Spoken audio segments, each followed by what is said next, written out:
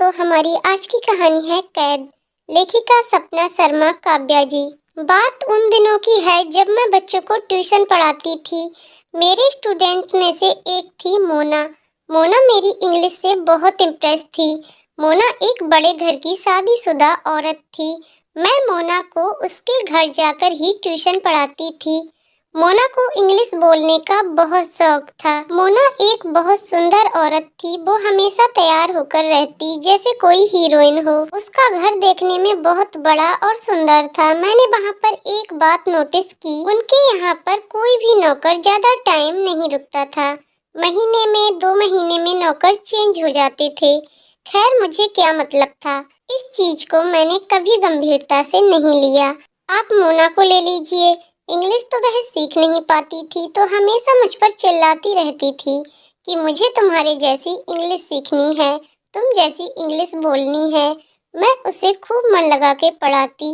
अक्सर यही होता कि वह कभी शॉपिंग, कभी मीटिंग, कभी क्लब में व्यस्त रहती और मैं बस वहाँ पर मोना के घर जाकर उसके घर न होने की स्थिति में वापस आ जाती। महीने में 15 दिन ही मोना इंग्लिश बोलना सीखती होगी। 15 दिन बस ऐसे ही गुजर जाते। मोना मुझे महीने के 5,000 फीस देती थी, लेकिन जब महीना होता तो 50 तरह की बातें करती। इतने दिन हो गए मुझे इंग्लिश नहीं आई, आपने इतने दिन की छुट्टी की, मैंने इतने दिन छुट्टी की, तो कुछ कम कर लो, 5,000 नहीं दूंगी। मैंने एक ही बात मोना को कही, देखो मोना, मैं रोज आती हूँ, तुम पढ़ो या ना पढ़ो वह तुम्हारी प्रॉब्लम है, लेकिन मैं 5,000 से कम नहीं लूंगी। मोना बोली, ठीक है मैडम, आप नाराज मत हो।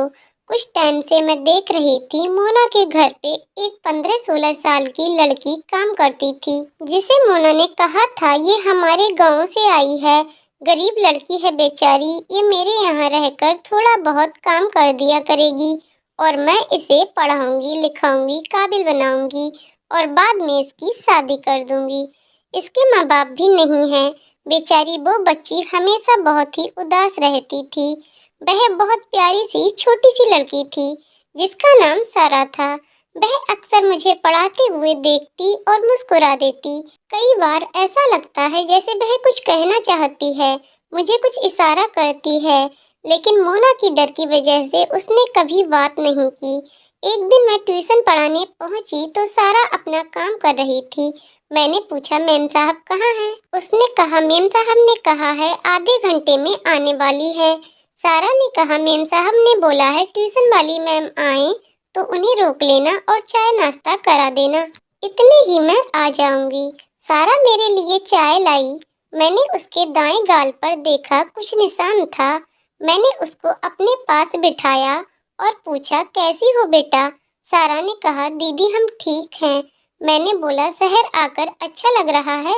उसने कहा, कुछ नहीं, लेकिन उसकी आंखों में आंसू आ गए। दीदी, क्या आप हमारे मंगेतर से एक बार बात करा सकती हैं? हम यहाँ पर बहुत परेशान हैं।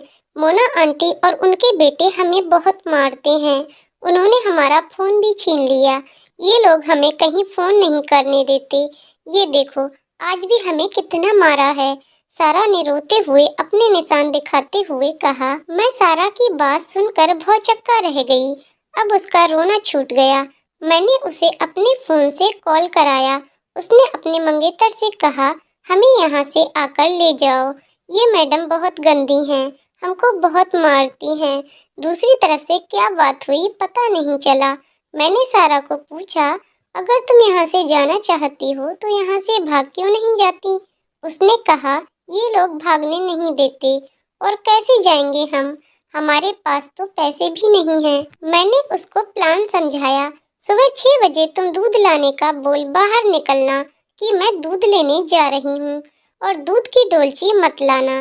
जो कपड़े पहने हो उन्हीं में आ जाना और अपने मंगेतर का नंबर दो, मैं उसको बुला लूंगी और प्लीज संभल के आना। मैंने सारा को हिदायत दी।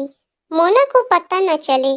सबसे पहले घर पहुँच के मैंने सारा के मंगेतर आरिफ से बात की और उसे प्लान समझाया। वो आने को राजी हो गया। इधर घर पर आकर मैंने अपने छोटे भाई से सब कुछ सारा के विषय में बताया। मेरा छोटा भाई मेरी मदद करने को तैयार हो गया। अगले दिन सुबह सुबह 5:30 बजे हम दोनों स्कूटर से मोना के घर के बाहर पहुँचे। मैंने सारा को पहले ही बोल दिया था कि सिर्फ एक बार हॉर्न बजाया जाएगा ताकि किसी को शक ना हो। तुम समझ जाना कि हम हैं। जैसे कि हमने तय किया था, हम दोनों भाई बहन समय से 10 मिनट पहले वहां पहुंच गए। वहां जाकर देखा, वहां सड़क पर सुनसान थी। वाहन भी इक्का दुक्का ही नजर आ रहे थे। वहां पहुंचकर हम सारा के मंगेतर का इंतजार करने लगे। 2-3 मिनट के बाद ही आरिफ भी वहां पहुंच गया। मैंने अपने भाई को बोला, घर से थोड़ी दूर स्कूटर खड़ा कर लेना और जैसे ही सारा आए उसे और उसके मंगेतर को स्कूटर पर बिठाकर रेलवे स्टेशन छोड़ देना। ये इन दोनों की टिकट है बिहार के। ये दोनों वापस चले जाएंगे। मेरे भाई ने ठीक वैसे ही किया जैसे मैंने उसको करने को बोला था और मैं ऑटो से रेलवे स्टेशन पहुंच गई। सारा को मैंने 1500 रुपए दिए और बोला, इन्हें रख लो, सारा सफर में काम में आएंगे। सारा रोते रोते मेरे गले लग गई और हाथ जोड़ के बोली, दीदी मैं आपका ये एहसान कैसे चुकाऊंगी। मैं आपको मनी ऑर्डर से पैसे भेज दूंगी। अपना एड्रेस बताओ। मैंने उसके गाल पर प्यार से एक चपत लगाई और बोला, तू पैसे रख और इन पैसों को अपनी शादी का गिफ्ट समझ और हमेशा खुश रहना, लेकिन शादी 18 साल के बाद ही करना, ठीक है। ये सुनकर सारा हंस पड़ी। इस तरह मैंने सारा को मोना से आज़ादी दिलवाई। उधर मैं जब मोना के घर पहुंची तो नज़ारा अलग था। वो लोग अब एक दूसरे को दोस्त दे रहे थे। मोना ने मुझे देखकर बोल दिया, कल आना, आज मैं बहुत परेशान हूँ। मुझे भी ये मौका सही लगा और मैंने भी गुस्से में बोला, तुम्हारा तो रोज का ड्रामा हो गया, मैं नहीं आऊंगी अब से तुम्हें ट्यूशन देने। मोना तुनक के बोली, ठीक है, खुद को इंग्लिश आती नहीं, मुझे बात बना रही है, मैं कोई और ट्यूटर देख लूंगी। शायद आज सारा की दुआओं का ही नतीजा है जो मैं अपनी जिंदगी में इस मुकाम को हासिल कर पाई हूँ। मेरी बस इतनी प्रार्थना है, कभी भी किसी औरत या लड़की को परेशानी में देखो तो उसकी मदद जरूर करो। क्या पता किस गरीब की दुआ कब रंग ले आए। तो दोस्तों, आपको कहानी कैसी लगी कमेंट करके जरूर बताइएगा। कहानी पसंद आई हो तो वीडियो को लाइक शेयर करें और चैनल को सब्सक्राइब करें। वीडियो को पूरा देखने के लिए बहुत बहुत धन्यवाद दोस्तों।